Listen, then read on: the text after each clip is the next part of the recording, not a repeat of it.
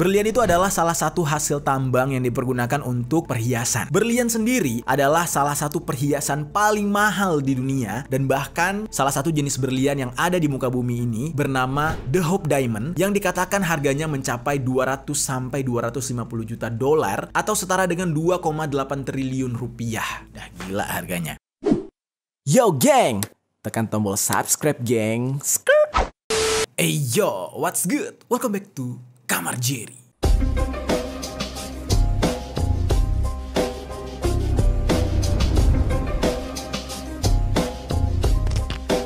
Geng. Kita hari ini bakal membahas sebuah informasi yang menurut gue cukup menarik nih. Sebenarnya gue udah mengetahui hal ini dari jauh-jauh hari, dari beberapa tahun yang silam lah, dari zaman kuliah malah. Jadi kita bakal ngebahas soal propaganda berlian. Seperti yang kita ketahui ya geng, berlian itu di dunia ini menjadi sebuah simbol kalau seseorang itu adalah orang kaya. Karena nggak mungkin orang miskin punya berlian kecuali dia nambang sendiri. Dan harga berlian itu fantastis banget, dan ya menurut gue hampir nggak masuk di akal gitu. Kayak salah satu contohnya ketika Bang Hotman Paris memamerkan berlian yang ada di tangannya, harganya itu fantastis. Sampai 10M, 50M hanya dalam bentuk kecil seperti ini, segede permen. Tapi itu membutuhkan kerja keras seumur hidup kita juga belum tentu kebeli gitu ya. Jadi benar-benar mahal. Nah, di Indonesia sendiri biasanya berlian ini dijadikan sebagai mahar. Dan kebanyakan yang memakai berlian itu adalah wanita. Kalau sampai ada laki-laki yang memakai berlian, berarti ini orang udah super kaya gitu ya, duitnya udah nggak tahu mau ditaruh kemana lagi, akhirnya dibelikanlah berlian dalam bentuk cincin, gelang, kalung, dan segala macam. Tapi tahukah kalian geng, kalau berlian itu tidak bisa dijadikan aset seperti emas. Jadi kalau ada yang mengatakan beli berlian untuk investasi, nanti kalau butuh duit, lagi sakit, lagi apa gitu, bakal bisa kita jual. Nggak akan. Bisa dijual, tapi ketika lo beli harganya 100 juta, lo bakal ngejual itu mungkin seharga 20-30 juta doang, atau justru 50 juta. Pokoknya jauh banget dari harga aslinya. Kenapa demikian? Kok bisa? Kok beda banget dengan emas? Emas kan perhiasan juga. Kenapa emas nilai jualnya itu tidak jatuh dan bahkan malah bisa lebih naik lagi, lebih tinggi lagi? Karena satuan nilai tukar yang sebenar-benarnya di muka bumi ini adalah emas. Nilai uang, adanya inflasi, itu mengikuti harga emas. Jadi aslinya uang yang sebenar-benarnya itu adalah emas. Sementara uang kertas yang selama ini kita pakai itu hanyalah kwitansi. Makanya tanpa kita sadari, kalau orang-orang zaman dulu ngomongnya misalkan ada 500 rupiah, ngomongnya 500 perak. Kok bisa sebutannya 500 perak? Karena pada zaman dahulu, seseorang yang punya uang lembaran 500, itu artinya dia memiliki tabungan perak sebanyak 500 keping di bank. Dan bank memberi dia kwitansi berupa pertanda bahwa dia memiliki tabungan perak sebanyak 500 keping tadi. Nah makanya lama-kelamaan seiring berjalannya waktu, kita dihipnotis oleh lembaran kertas tadi yang disebut dengan uang, yang mana aslinya itu adalah kwitansi. Sekarang coba deh kalian pikir, disebut 500 perak. Coba kalian beli 500 gram perak dengan uang itu, lembar 500. Apakah dapat? Nggak mungkin.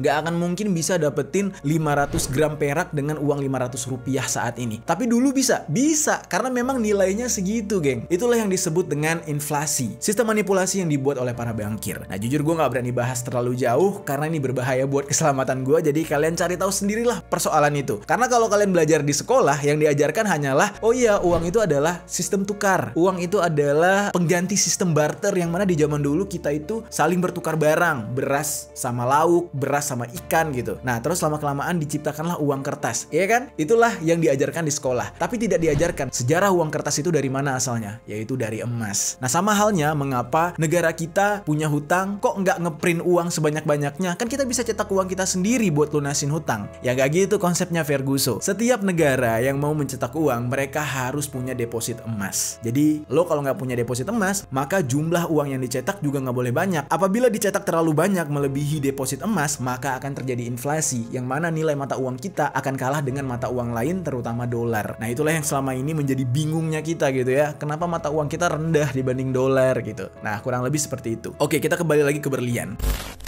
Berlian ini sangat berbeda dengan emas karena memang secara fitrahnya, secara fitrah manusia, berlian itu di zaman dahulu bukanlah sesuatu yang berharga. Lalu, apa yang berharga? Yaitu tadi, emas. Dan kapan berlian jadi berharga? Kenapa berlian sangat mahal? Nah, sekarang kita bakal bahas propaganda berlian, yang mana ada sebuah informasi mengenai sejarah mengapa berlian ini menjadi sangat mahal karena diciptakannya sebuah cerita atau sebuah propaganda agar orang-orang menganggap benda tersebut tersebut sangat berharga. Oke, kita bahas secara lengkap tentang informasi yang satu ini langsung aja di sisi lain.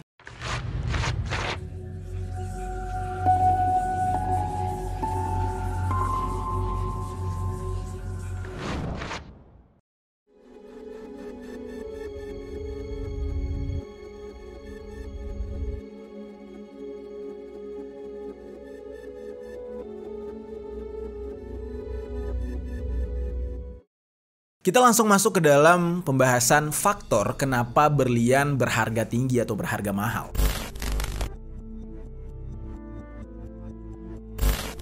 Jadi geng, berlian itu adalah salah satu hasil tambang yang dipergunakan untuk perhiasan. Berlian sendiri adalah salah satu perhiasan paling mahal di dunia, dan bahkan salah satu jenis berlian yang ada di muka bumi ini bernama The Hope Diamond yang dikatakan harganya mencapai 200 sampai 250 juta dolar atau setara dengan 2,8 triliun rupiah. Dah gila harganya. Lalu, mengapa hal ini bisa terjadi? Apa yang membuat itu sangat mahal? Jadi kita telah dulu nih yang namanya hukum ekonomi nih geng. Jadi berdasarkan hukum ekonomi, semakin langka sebuah barang atau semakin tinggi permintaannya, ya contohkan aja misalkan kayak handphone. Handphone ini misalkan dicetak di dunia hanya ada 5 piece di seluruh dunia. Permintaannya tinggi, banyak yang pengen nih, banyak yang pengen. Nah, jadinya ini bisa mahal. Karena kenapa? Barangnya langka, peminatnya banyak. Itulah salah satu contoh propaganda atau ya kurang lebih kayak membangun sebuah brand image atau membuat orang-orang tuh terkesima dengan jumlahnya yang terbatas, dengan bentuknya yang memukau, sehingga orang-orang yang merasa punya power, punya duit gitu ya, dia pengen punya karena dia the one and only, atau justru dia akan menjadi salah satu dari 5 orang yang memiliki barang tersebut di dunia.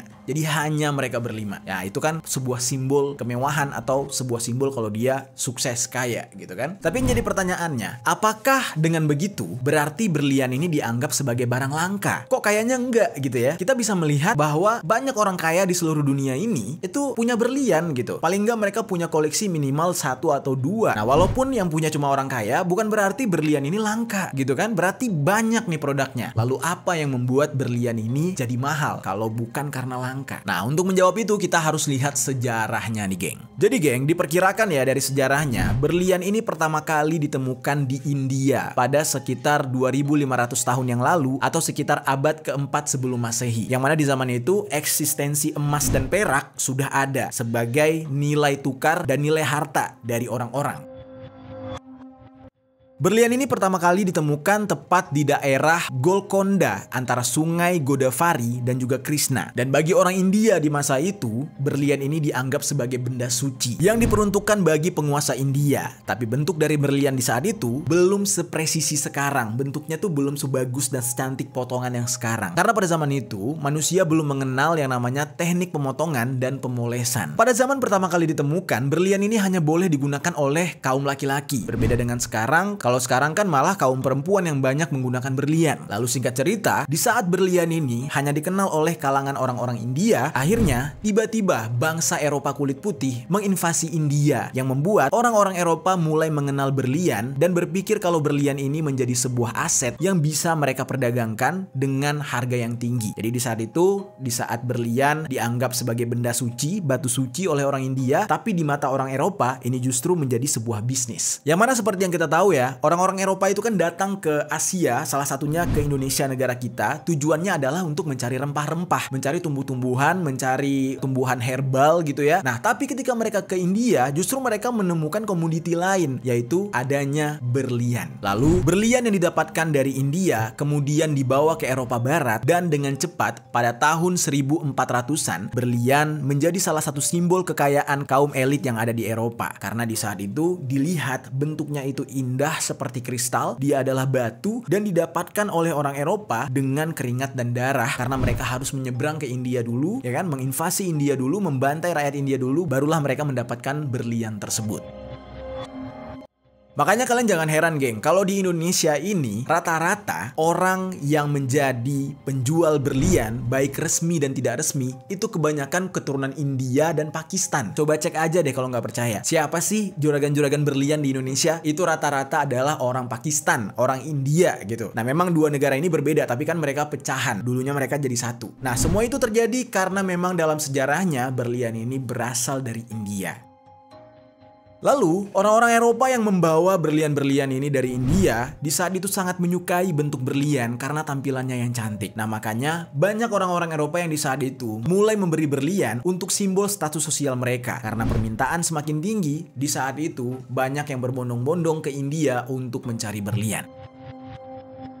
Di zaman itu, untuk mendapatkan berlian memang harus dengan cara ditambang dan kuantitasnya sangat terbatas. Apalagi kan di zaman itu proses penambangan belum secanggih sekarang. Dan karena diambil setiap hari, akhirnya otomatis ketersediaan berlian juga semakin lama semakin berkurang di India. Lalu singkat cerita, setelah berlian ini menjadi sangat terkenal, tiba-tiba di negara-negara lain itu sudah mulai muncul tambang-tambang berlian lainnya. Salah satunya muncul sebuah tambang berlian di negara Brazil. Penemuan berlian di negara Brazil ini juga tidak sengaja pada awalnya. Di saat itu yang menemukan berlian pertama kali adalah para penambang emas justru. Di saat para penambang emas ini ingin menyaring kerikil di sungai tempat mereka biasa menambang emas, tiba-tiba mereka melihat adanya batu yang sangat indah dan di saat itu mereka mencoba mencari tahu apakah ini berlian atau bukan. Ternyata benar, ini adalah benda yang saat ini sedang terkenal-terkenalnya karena bangsa Eropa mengambil semua itu dari India. Jadilah mulai di saat itu, eksplorasi mencari berlian pun dilakukan di Brazil yang kemudian menjadikan Brazil sebagai negara yang mendominasi pasar berlian selama lebih dari 150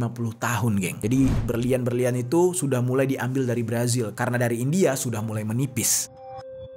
Lalu pada tahun 1700-an, permintaan terhadap berlian tuh mengalami penurunan, geng. Ini semua disebabkan karena gejolak politik sebagai dampak dari revolusi Prancis. Yang mana seperti yang kita tahu ya, beberapa kali gue udah sempat cerita, revolusi Prancis itu menyebabkan krisis ekonomi dunia yang membuat para elit atau orang-orang kaya di dunia ini menjadi bangkrut. Sehingga mereka tidak mampu lagi membeli berlian sebagai barang mewah untuk status sosial mereka. Nah, lalu singkat cerita, sekitar 100 tahun kemudian, ekonomi Eropa Barat mulai bangkit lagi, mulai membaik lagi, dan di saat itu muncullah Amerika Serikat sebagai salah satu negara yang sudah merdeka juga, dan mereka banyak orang-orang kayanya juga dari sana dan mulai berminat terhadap berlian.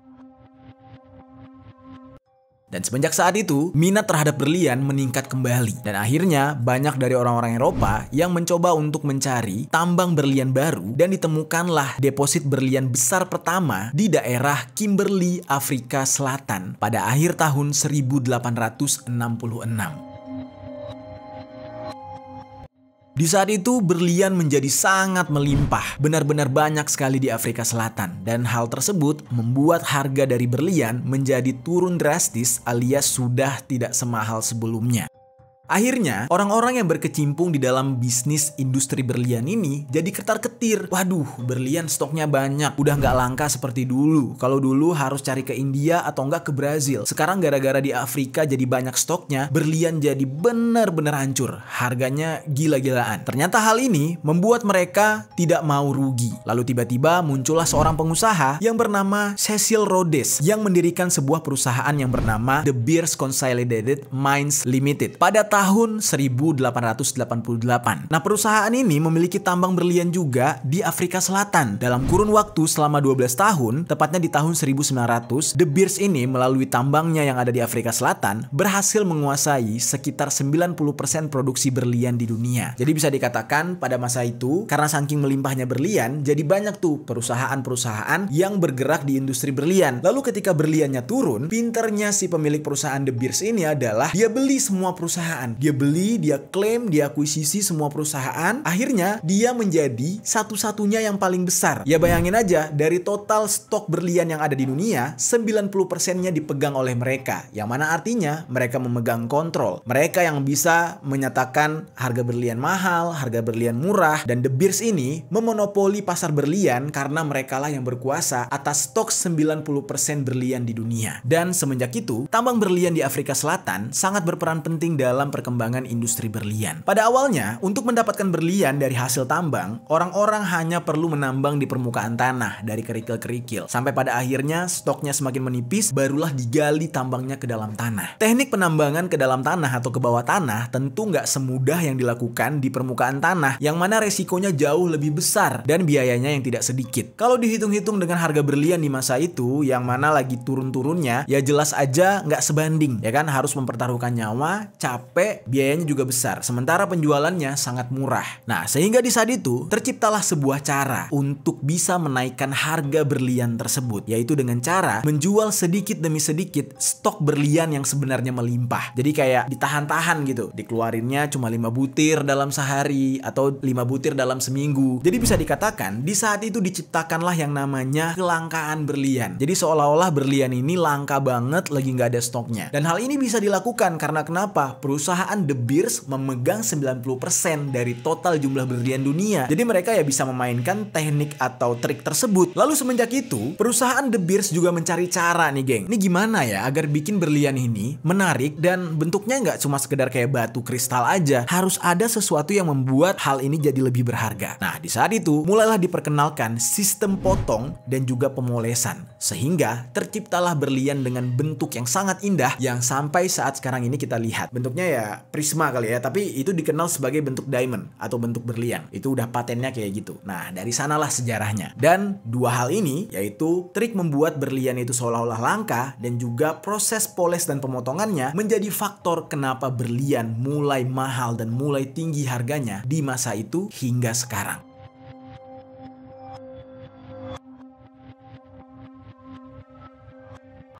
Dan tidak cukup sampai di situ, De Beers sebagai perusahaan penguasa berlian juga mulai melakukan promosi. Mereka mulai melakukan propaganda yang bertujuan untuk membentuk sebuah stigma, pemahaman di tengah-tengah masyarakat yang percaya kalau berlian merupakan sebuah barang mewah yang langka. Di saat itu De Beers menyewa sebuah biro iklan yang ternama dari Amerika Serikat yang bernama NWA Year. Nah, melalui biro iklan ini, mereka melakukan berbagai campaign seperti meminta De Beers membuat cincin tunangan bermata berlian, lalu juga meminta para selebriti terkenal untuk mengenakan berlian, ya kalau sekarang namanya endorse gitu ya, dan menciptakan sebuah slogan yaitu A Diamond is Forever. Yang mana hal ini ternyata sangat-sangat works dan membuat orang-orang jadi terhipnotis, melekat di otak mereka kalau berlian itu adalah benda mewah, barang mewah yang dipakai oleh kalangan-kalangan elit dan juga selebriti. Campaign atau propaganda tersebut sangat sukses dan menjadi terkenal di seluruh dunia dan berdampak pada meningkatnya permintaan terhadap berlian. Pandangan bahwa berlian adalah sebuah barang mewah dan langka pun mulai dipercaya oleh orang-orang dari masa itu sampai dengan sekarang. Nah, lalu De Beers benar-benar meraup keuntungan yang sangat luar biasa, yang sangat gila-gilaan dari hasil menjual berlian dengan trik yang mereka ciptakan. Di saat harga berlian sudah mulai tinggi-tingginya, tiba-tiba muncullah inovasi, yaitu berlian yang diciptakan dari bahan sintetis alias berlian KW. Nah, itu mulai muncul tuh. Untuk siapa yang pertama kali memulai berlian sintetis atau berlian KW ini, itu sumber informasinya berbeda-beda, geng. Ada yang mengatakan berlian sintetis ditemukan oleh seorang peneliti asal Swedia yang bernama Baltzar von Platen dan juga Anders Broström pada tahun 1954. Namun ada juga yang mengatakan penemunya itu adalah Dr. Willard Harvey yang meniru eksperimen dari Moissan dan Raff untuk memproduksi berlian sintetis pada tahun 1926.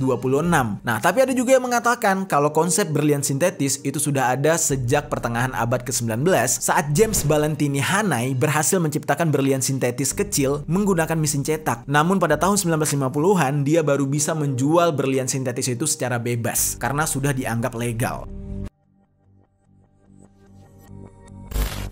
Nah, mungkin untuk saat sekarang ya kita nganggapnya ya palsu ya tetap palsu atau KW tetap KW. Tapi di zaman itu orang-orang yang memiliki budget minim lalu mereka pengen bergaya dan memiliki berlian, akhirnya mereka beli berlian sintetis ini. Dan di masa itu ada sekitar 10% berlian yang tersebar di seluruh dunia itu merupakan berlian sintetis. Nah, jadi di sini kalian udah bisa lihat sendiri ya, geng. Ternyata mahalnya berlian tersebut bukan karena benar-benar langka, tetapi diciptakan situasinya seolah-olah langka, yang mana dengan cara peredarannya diperkecil sehingga orang-orang sulit untuk mendapatkan berlian. Dan ditambah lagi dengan propaganda melalui iklan yang dibuat oleh NWA Year atas usulan dari De Beers untuk bisa membuat stigma seolah-olah berlian ini adalah benda yang berharga. Dan untuk saat sekarang ini bahkan ada sebuah negara yang bernama Sierra Leone yang terletak di wilayah Afrika Barat yang mana mereka memiliki hasil tambang berlian dan menjual hasil tambang berlian mereka untuk membeli senjata saat negara tersebut sedang mengalami perang saudara dari tahun 1991 sampai dengan tahun 2002. Nah, kejadian tersebut sampai diangkat menjadi sebuah film, yaitu Blood Diamond, yang dirilis pada tahun 2006. Di dalam film tersebut, kalian bisa lihat bagaimana berlian ini menjadi sebuah benda yang diperebutkan untuk kepentingan perang, yang mana di saat itu demi sebongkah berlian yang didapatkan di antara pasir dan batu sungai itu bisa menyebabkan banyaknya nyawa melayang. Dan memang film tersebut menceritakan tentang pertumpahan darah antara sesama warga Sierra Leone, sehingga kemurnian dan kecantikan berlian tersebut tertutupi oleh noda darah yang melambangkan penderitaan dan kesengsaraan yang terjadi hanya karena sebuah batu yang terkenal atau yang mahal karena propaganda tersebut. Wah, gimana tuh geng menurut kalian tentang propaganda berlian? Apakah kalian selama ini berpikir berlian itu benar-benar sebuah benda yang berharga, atau justru kalian sudah lama tahu bahwa berlian itu sebenarnya tidak seberharga itu? Hanya saja selama ribuan tahun diciptakan stigma atau propaganda yang membuat citra dari bongkahan batu tersebut dinilai sangat mahal. Coba kalian tinggalkan opini kalian di kolom komentar di bawah.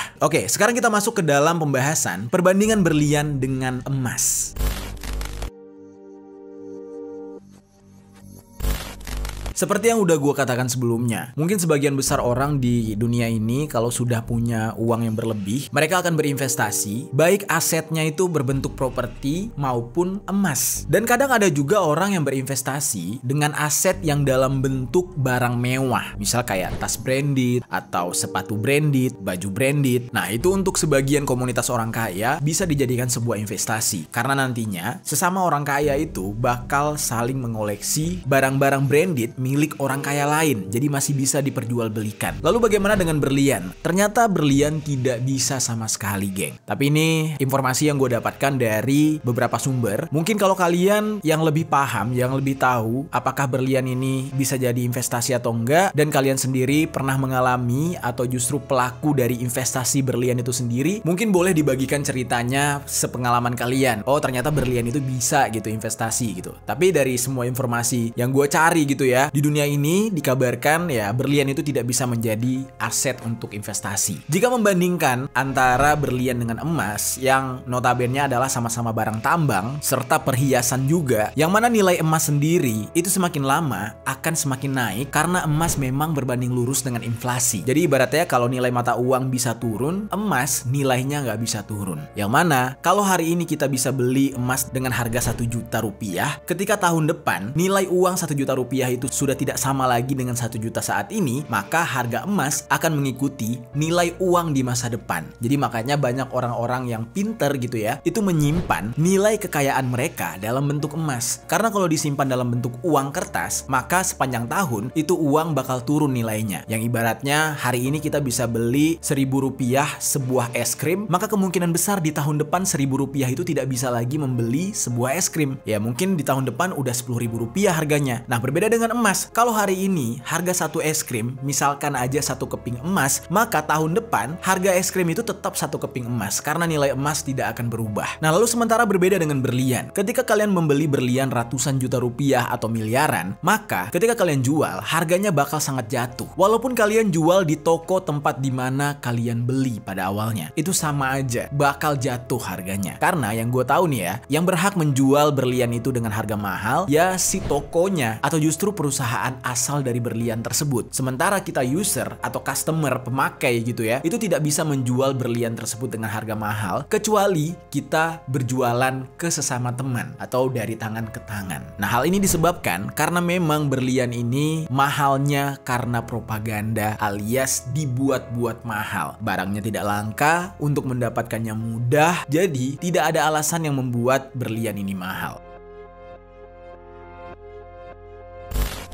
Kita ambil aja contoh toko-toko berlian yang ada di Amerika Serikat, yang mana kita bisa lihat para rapper-rapper sukses, orang-orang kaya yang sukses di Amerika itu mentereng banget pakai berlian. Tetapi aslinya kalau mereka sudah membeli berlian itu, mereka tidak akan bisa menjual berlian itu lagi ke toko asalnya, karena toko berlian di Amerika Serikat itu tidak mau membeli berlian bekas. Nah, jadi bisa dikatakan orang-orang di Amerika sana mereka bisa membeli berlian dengan harga mahal, tapi mereka akan sangat sulit untuk menjualnya kembali. Lalu bagaimana dengan Indonesia? Di Indonesia sendiri sendiri, toko-toko berlian hanya mau membeli berlian yang pernah mereka jual sebelumnya, itu juga harganya bakal dipotong sebesar 20% dari harga beli. Jadi kalau belinya 100.000, berarti bakal dipotong 20%, cuma dibeli 80.000. Jadi tidak akan bisa seperti emas yang harganya terkesan terus naik. Lalu seperti yang gue katakan sebelumnya, emas itu adalah alat tukar yang sebenarnya. Jadi uang yang sebenarnya itu adalah emas, yang mana uang yang beredar di muka bumi ini dari setiap negara-negara itu tergantung seberapa banyak emas yang disimpan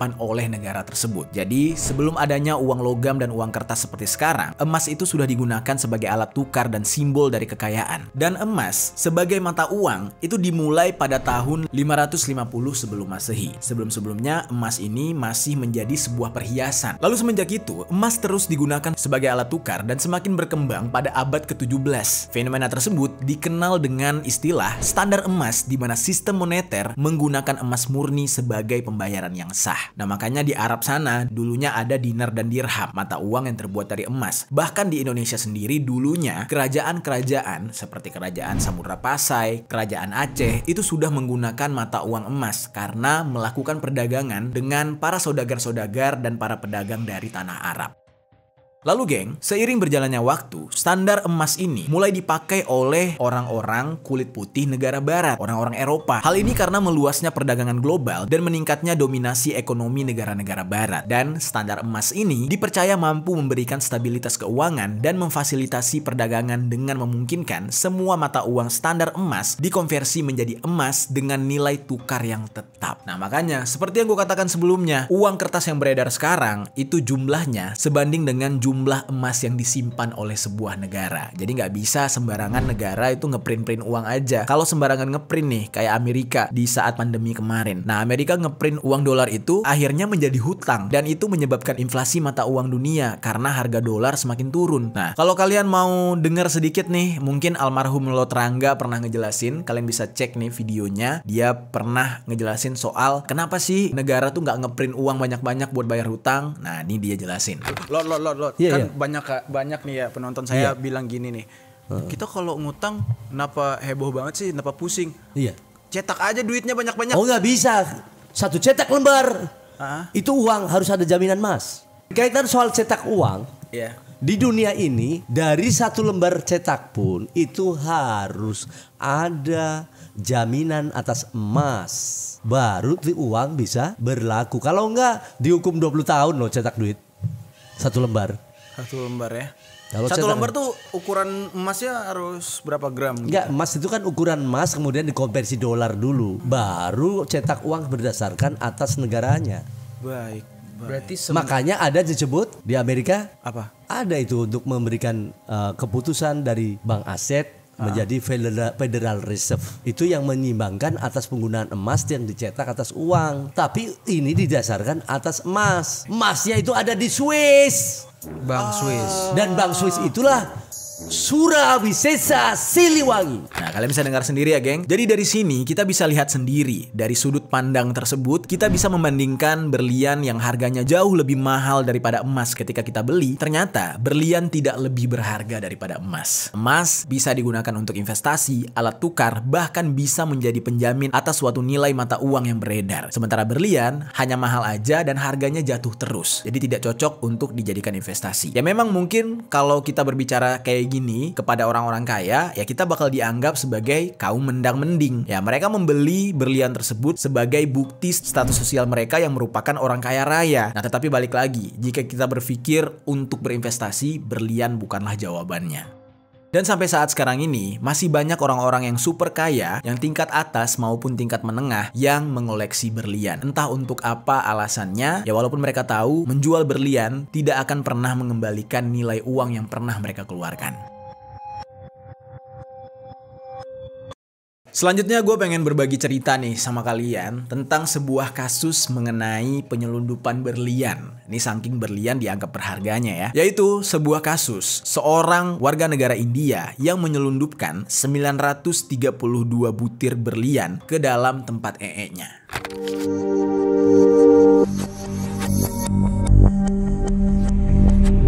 Oke, ini cerita tentang seorang pria India yang bernama Ismat Jamaluddin Haja Mouhidin, yang saat itu dia pas kejadian tuh berumur 48 tahun. Dilansir dari Vice, Ismat ini terbang dari Bandara Suvarnabhumi International Airport Thailand menuju ke Bandara Ngurah Rai Bali pada tanggal 15 Oktober tahun 2022. Selama perjalanan dikatakan Ismat ini terlihat tidak merasa nyaman saat duduk di kursi penumpang. Waktu itu tidak ada yang mengetahui ini orang kenapa sih kayak geol kayak ada sesuatu gitu di bawah tempat duduknya. Ternyata dia menyembunyikan sekitar 932 butir berlian kecil di dalam itunya. Seluruh berlian tersebut dia masukkan ke dalam 7 plastik klip dan semua plastik itu dimasukkan ke dalam itunya. Namun saat di Bandara Suvarnabhumi, entah bagaimana dia bisa lolos dari X-ray. Nah, tapi sayangnya keberuntungan tidak berpihak sama dia ketika dia di Bandara Indonesia, yaitu tepatnya Bandara Ngurah Rai Bali. Dia mencoba mencari cara agar bisa lolos dari pemeriksaan. Namun sayangnya gelagatnya dia itu mencurigakan sehingga membuat petugas bea cukai mendatangi dia. Merasa gelagat Ismat ini sangat mencurigakan, petugas bea cukai di saat itu meminta Ismat untuk diperiksa menggunakan X-ray. Dan setelah di X-ray, barulah terlihat kalau ada sesuatu di bagian anunya. Lalu petugas meminta Ismat untuk mengeluarkan barang tersebut dari dalam anunya. Nah, dia pun di saat itu pergi ke toilet didampingi oleh petugas dan mencoba untuk mengeluarkan berlian-berlian selundupannya tersebut, dan setelah itu dia berikan semua berlian itu yang jumlahnya seberat 40,73 karat dengan kisaran harga sebesar 266 juta rupiah ke petugas bea cukai. Ketika ditanyakan dari mana dia mendapatkan berlian itu dan apa alasan dia melakukan hal tersebut, dia mengaku kalau dia mendapatkan berlian itu dari atasannya dan dia diperintahkan oleh atasannya untuk mengantarkan berlian ini kepada salah satu customer dari atasannya tersebut yang berada di Bali. Dan saat itu Ismat langsung digiring ke kantor polisi. Singkat ceritanya, pada bulan Maret tahun 2023 Ismat menjalani persidangan dan menurut majelis hakim, Ismat telah terbukti sah dan meyakinkan bersalah melakukan tindakan pidana menyembunyikan barang impor secara melawan hukum sehingga menyebabkan kerugian negara sebesar bea masuk dan pajak impor yaitu sekitar Rp99.962.000. Dan Ismat pun di saat itu divonis hukuman penjara selama 1 tahun 6 bulan di Indonesia. Nah, itu dia geng, saking mahalnya gitu ya berlian dari hasil propaganda tersebut, sampai-sampai orang melakukan berbagai cara untuk mendapatkan berlian walaupun dari hasil penyelundupan. Nah, itu dia geng informasi mengenai propaganda berlian. Gimana menurut kalian? Apakah kalian masih punya mimpi atau mungkin kalian pengen banget gitu ya beli berlian ketika kalian nanti punya uang? Atau justru sekarang ada yang lagi nabung nih? Nah, kalau memang ada, coba difikirkan baik-baik. Kalau memang mau beli, ya jangan berpikir untuk bisa dijual lagi. Paling tidak kalian membeli berlian tersebut ya untuk gift atau hadiah atau kado untuk pasangan kalian, lalu kalian pakai untuk selama-lamanya sebagai bukti kalau status sosial kalian itu ya tinggi. Kalian adalah orang kaya. Paling kayak gitu sih. Oke, coba tinggalkan komentar di bawah mengenai pembahasan kita kali ini.